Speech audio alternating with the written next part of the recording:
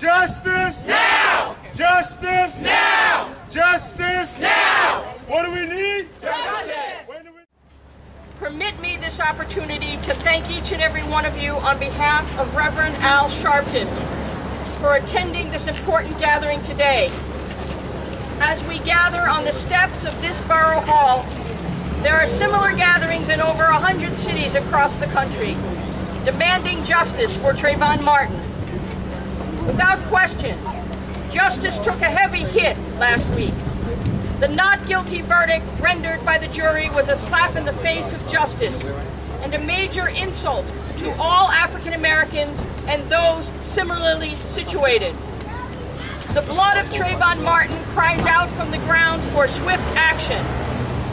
I am convinced, without apology, that anyone who does not believe that race played a role in the verdict has been taking too many sips from the wellspring of ignorance.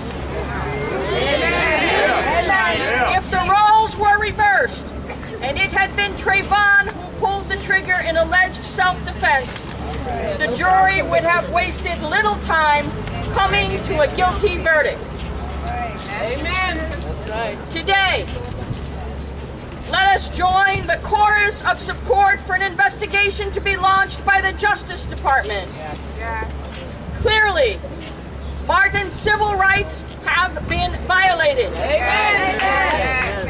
We cannot allow Trayvon's death to be in vain. Amen. To that end, I am respectfully urging each of you to write Congressman Michael Grimm, Senator Charles Schumer, and Senator Kristen Gillibrand, requesting strongly their support for a Justice Department probe and for their opposition to the Stand Your Ground laws that have been adopted in some form by over 30 states. Reverend Dr. Martin Luther King said it best: injustice anywhere is a threat to justice everywhere. No justice? When do we want justice? When do we want justice? When do we want justice? We are here now. We are here because there is not justice. It is too often that we have to bury children because someone picks up a gun and shoots them and think it's okay. And if it's not okay in our community, it's not okay anywhere else. If we allow it in our community, it will be allowed every place. Just like in Sandy Hook, just like in Colorado, just like all over this nation, people pick up guns to shoot people. It is not right. Trayvon Martin had a right to walk home. Trayvon Martin had a right to walk through his community. Trayvon Martin was standing his ground. Trayvon Martin should be here today to speak up for himself, but he's not, and we are. We're here to say that George Zimmerman had no right to take anybody's life, well, no matter what the reason was. He was told to stand back. He ignored the law. He should suffer the consequences. He should be in jail. He should be the one that is now looking at his parents on the other side of bars, just like many of our children have had to do. He should be doing the same thing. We are here today to stand up and say, we want justice. When do we want it? When do we want it? When do we want it? Hear me. I have 4 boys. Can you imagine what that lady's feeling? Yes. When my mom was shot and I felt like I was dying. Can you imagine what Mrs. Martin is feeling today? Come on, somebody, it's enough. It is enough. Enough is enough. Blood of that young man cried out from the ground. That's right. We can't let it go on no more. No. We gotta stop it. It's not enough to just talk. We gotta stop it. Action. It is gone on too far. Yes. But we come a long way. Yes. Reverend Dr. Martin Luther said, I got a dream. Yes. What do we have today? Yes. We have hope. Yes. But hope without work is dead. Yes. We gotta keep doing something about this. Right. Our black children deserve to live and walk just like anybody somebody else. Yes. My God, he didn't call out any color. He said you.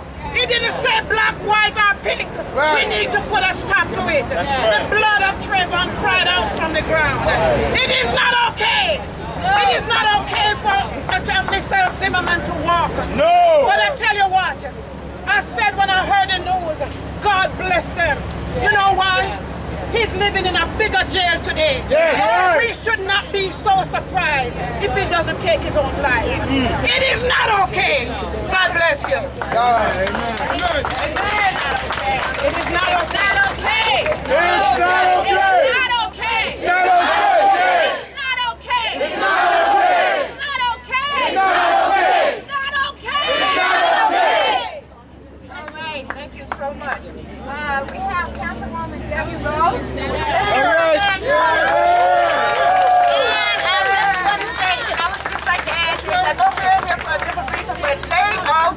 Our councilwoman, okay? All right. Thank you so much. Thank you all. And I usually have a big mouth, so I don't need to use this. But I want to first say that I'm not standing here today as the councilwoman. I am not standing here today as the councilwoman.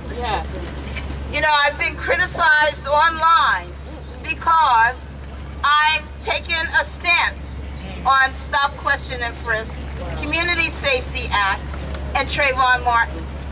Because people say that they didn't elect me, and that's not their viewpoint. So I'm standing here today as a mother. As a mother of a son. As a mother who worries and prays every time her son is out of the house. I stand here as a mother whose son has more hoodies in his closet than he has dress shirts. I stand here as the mother of a son who thinks that what my son wears and looks like should not be a condemnation. It should not put a target on his chest, and it should not say that he's a bad person. So I'm standing here today because I want to urge the U.S. Justice Department to start the dialogue with the states. Do you know there are 24 states? One more would make half of the United States that have stand your ground laws. And I want the Justice Department to start the dialogue with these states and to broker the abolition of stand your ground and related laws.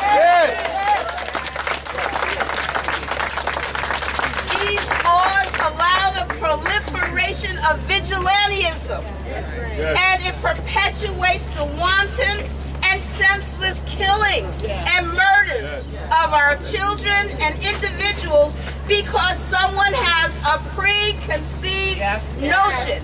Because they fit the description of some preconceived notion of what a criminal is. And I am sick and tired of it. I am sick